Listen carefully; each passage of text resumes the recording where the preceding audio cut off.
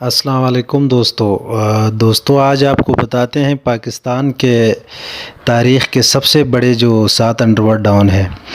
تو آئیے دوستو، کیا آپ کو بتاتے ہیں۔ تو دوستو، کیا آپ کو معلوم ہے کہ پاکستان کا سب سے بڑا ڈاؤن کون ہے؟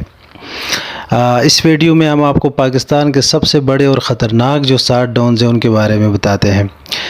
پاکستان میں دوستو، ان میں 7ویں نمبر پر ہے راولپنڈی سے تعلق رکھنے والے فرخ کھوکھر۔ دوستو، پاکستان کے مشہور ترین شخصیت تاجی کھوکھر کا بیٹا اور پاکستان پیپلز پارٹی کے رہنما حاجی نواز کھوکھر کا بھتیجا فرخ کھوکھر اس لسٹ میں، ہمارے جو لسٹ ہے اس میں 7ویں نمبر پر ہے۔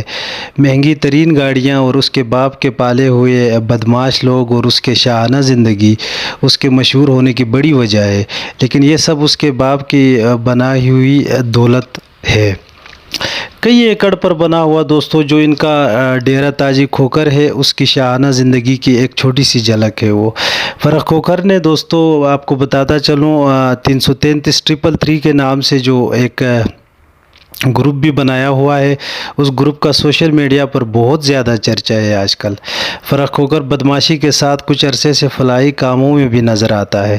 دوستو، حالیہ دنوں میں اسلام آباد کے ایس پی کے جانب سے گرفتار کیے جانے پر فرخ کھوکھر کی طرف سے سوشل میڈیا پر بڑی گرما گرمی بھی دیکھنے کو ملی ہے۔ اس کے علاوہ فرخ کھوکھر کے بارے میں مشہور ہے کہ زمینوں پر قبضے اور لینڈ مافیا کے ساتھ ان کے بڑے گہرے مراسم ہیں۔ تو دوستو، اس کے بعد 6 نمبر پر ہمارے لسٹ میں ہے لاہور سے گوگی بٹ۔ دوستو، دنیا کی تاریخ میں پہلی بار لاہور ایئرپورٹ کے اندر جا کر ایک شخص کو قتل کیا گیا۔ قتل ہونے والے کا نام ٹیپو ٹرکاں والے تھا اور گوگی بٹ کو اس قتل سے بہت شہرت ملی۔ چھوٹی سی عمر میں ہی گوگی بٹ کا نام گوال منڈی سے بھتہ وصول کرنے اور قبضہ مافیا کے طور پر مشہور ہو گیا تھا۔ حکومتیں آتی جاتی رہی، مگر گوگی بٹ آج بھی لاہور پر راج کر رہا ہے۔ یہ اس بات کا ثبوت ہے کہ اس نے کس قدر خود کو سیاسی طور پر مضبوط کر کے رکھا ہے۔ اس کے علاوہ گوگی بٹ نے لاہور اور خاص کر پنجاب کے ایریا میں بہت زیادہ لوگوں کو قتل کیا اور اس پہ بہت زیادہ اقدام قتل اور چوری اور ڈکیتی اور ان کے بہت زیادہ الزامات ہیں۔ اب 5ویں نمبر پر لاہور سے ہی عابد باکسر ہمارے لسٹ پہ دوستوں موجود ہے، اور عابد باکسر کی دوستوں وجہ شہرت میاں شہباز شریف کا انکاؤنٹر اسپیشلسٹ ہونا تھا۔ 90 کی دہائی میں یہ پنجاب پولیس میں نوکری کرتا تھا۔ یہ نوکری اس کو سپورٹ کوٹے پر ملی تھی۔ یہ اپنے انکاؤنٹرز کی وجہ سے بہت مشہور ہوا۔ جب اس پر وقت کے سی ایم یعنی شہباز شریف کی نظر پڑی تو انہوں نے اپنے ذاتی دشمنوں کو مروانے کے لیے اس کو اپنے ساتھ رکھ لیا۔ یہ وہ دور تھا دوستو جب عابد باکسر پنجاب میں خوف کی علامت سمجھا جاتا تھا۔ کچھ عرصے کے بعد استعمال کرنے کے بعد میاں صاحبان اس سے جب جان چھڑانے لگے اور اس سے جان چھڑانے کی کوشش کرنے لگے اور اس کو اپنے راستے سے ہٹانے لگے، اور دوسری طرف عابد باکسر بھی سمجھ چکا تھا کہ اب اس کو مروایا جا سکتا ہے، وہ پاکستان سے بھاگ گیا اور وہ پاکستان سے بھاگنے میں کامیاب ہو گیا۔ کچھ عرصے بعد اس کو انٹرپول کے ذریعے پاکستان واپس لایا گیا اور آج بھی اس پر کئی مقدمات چل رہے ہیں۔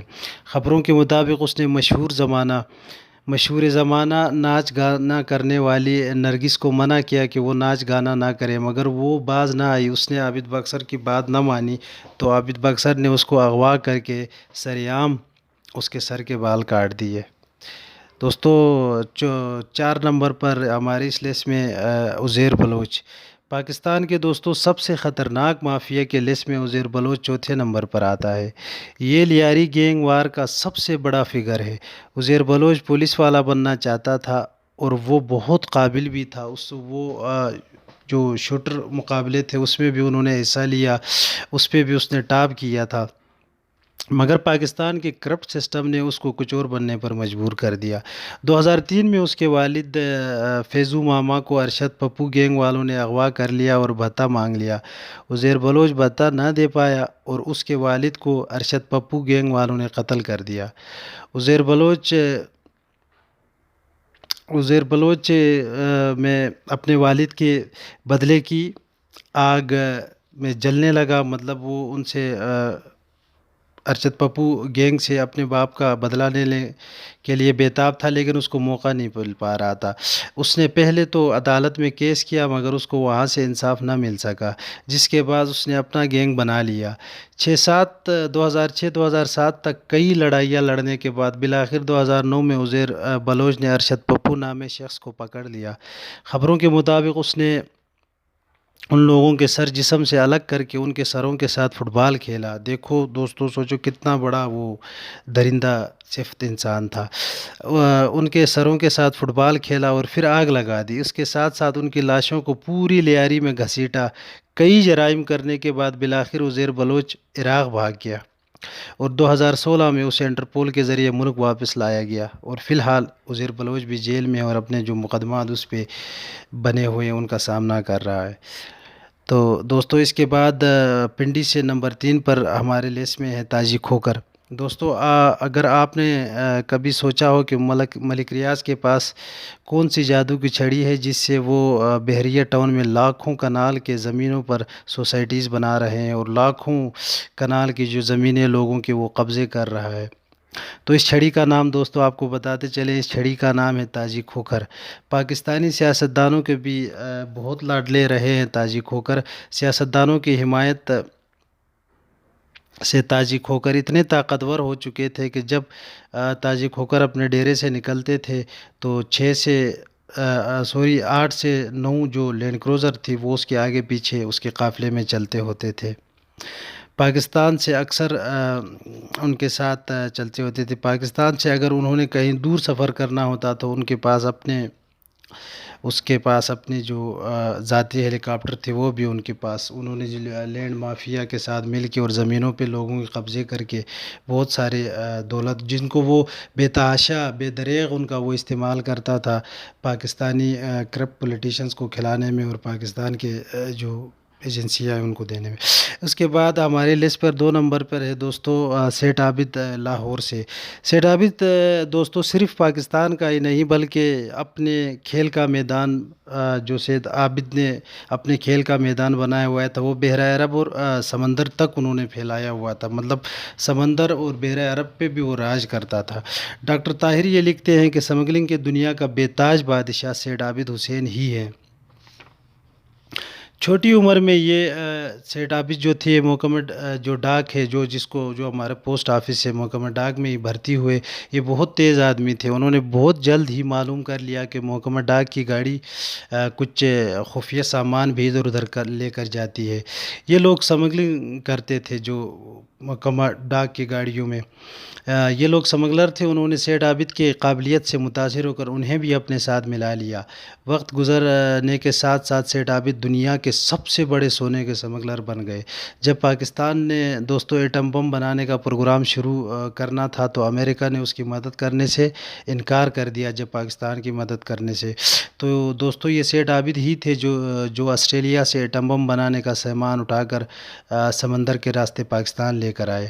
دوستو ان کے بارے میں یہ بھی مشہور ہے کہ بھٹو صاحب نے ان کا جو سونے سے بھرا ہوا سمندری جہاز تھا وہ پورٹ پر اندراج ہونے سے روک دیا، جس کے نتیجے میں سیٹھ عابد نے آکسفورڈ میں پڑھنے والی بے نظیر بھٹو کو اغوا کر لیا تھا۔ اور اب آخر میں دوستو ہمارے آتے ہیں اپنے نمبر 1 جو آج کے ہمارے لسٹ میں نمبر 1 انڈر ورلڈ ڈاؤن ہے۔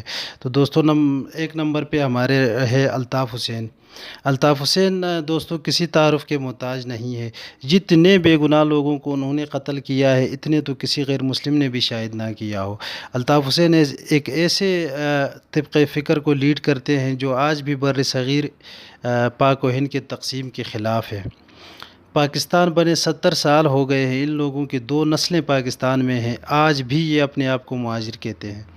الطاف حسین پر پاکستان میں قتل، بھتہ خوری، کڈنیپنگ اور غداری کے مقدمات چل رہے ہیں اور برطانیہ میں بھی ان پر منی لانڈرنگ کا کیس چل رہا ہے۔ الطاف حسین ایک ایسا درندہ ہے جو اپنے پارٹی کے لوگوں کو بھی نہیں بخشتا۔